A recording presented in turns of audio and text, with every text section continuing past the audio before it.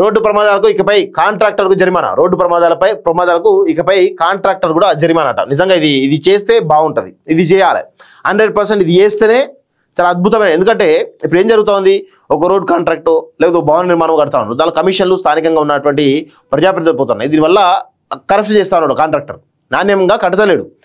So BOT హైవేల పరిధిలో ఏడాదిలో 1 కంటే ఎక్కువ జరిగితే 25 లక్షలు, తర్వాతి ఏడాది పునరావృతమైతే 50 లక్షలు. కేంద్ర రహదారుల మంత్రిత్వ శాఖ నిర్ణయం అంటూ చూస్తా ఉన్నాం. నిజంగా ఇది అప్రిషియేట్ చేయాలి. ఒకసారి దీని గురించి కూడా చాలా క్లియర్గా మనం చదివే ప్రయత్నం చేద్దాం. రోడ్డు ప్రమాదాలు మరణాలు తగ్గించేందుకు జాతీయ రహదారుల మంత్రిత్వ శాఖ కీలక నిర్ణయం తీసుకుంది. బీఓటీ అంటే నిర్మాణం, నిర్వహణ, బదిలీ పద్ధతిలో నిర్మించినటువంటి జాతీయ రహదారుల నిర్దిష్ట పరిధిలో 500 మీటర్లు ఏడాదిలో 1 కంటే ఎక్కువ రోడ్డు ప్రమాదాలు జరిగితే కాంట్రాక్టర్లపై 25 లక్షల జరిమానా విధించినట్లు ప్రభుత్వ సీనియర్ అధికారి ఒకరు ఆదివారం వెల్లడించారు. జాతీయ రహదారి మంత్రిత్వ శాఖ బీఓటీ డాక్యుమెంట్ను సవరించిందని రోడ్డు రవాణా హైవేల శాఖ కార్యదర్శి ఉమాశంకర్ తెలిపారు. కాంట్రాక్టర్లు రోడ్డు ప్రమాదాలకు బాధ్యత వహించాల్సి ఉంటుందని పేర్కొన్నారు.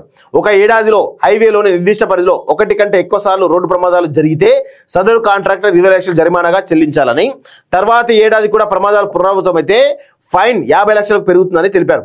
హైవేల మంత్రిత్వ శాఖ దేశవ్యాప్తంగా 3500 రోడ్డు ప్రమాదాల స్ట్రెచ్లను గుర్తించిందన్నారు. రోడ్డు ప్రమాద బాధితులకు ఆసుపత్రిలో నగదు రహితంగా చికిత్స అందించే పథకాన్ని ప్రభుత్వం త్వరలోనే ప్రారంభించనుందని ఉమాశంకర్ చెప్పారు. కాగా హైవేల నిర్మాణాలు ప్రధానంగా బీఓటీతో పాటు hybrid annuity model, engineering procurement and construction పద్ధతిలో చేపడతారు.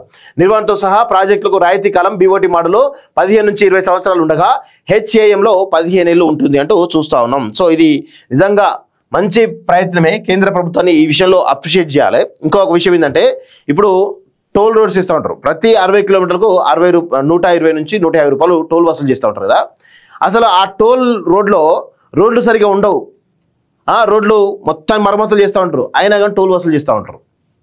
సో ఇలాంటి పరిస్థితులు చాలా ఉన్నాయి. దీనిపైన కూడా కేంద్ర రహదారుల శాఖ 100% వీటిపైన కూడా చర్యలు తీసుకోవాలి. సరిగా లేని రోడ్డు కూడా ఎందుకు చెల్లించాలి టోలు? ఇవి కూడా ఒకసారి ఆలోచించాలి.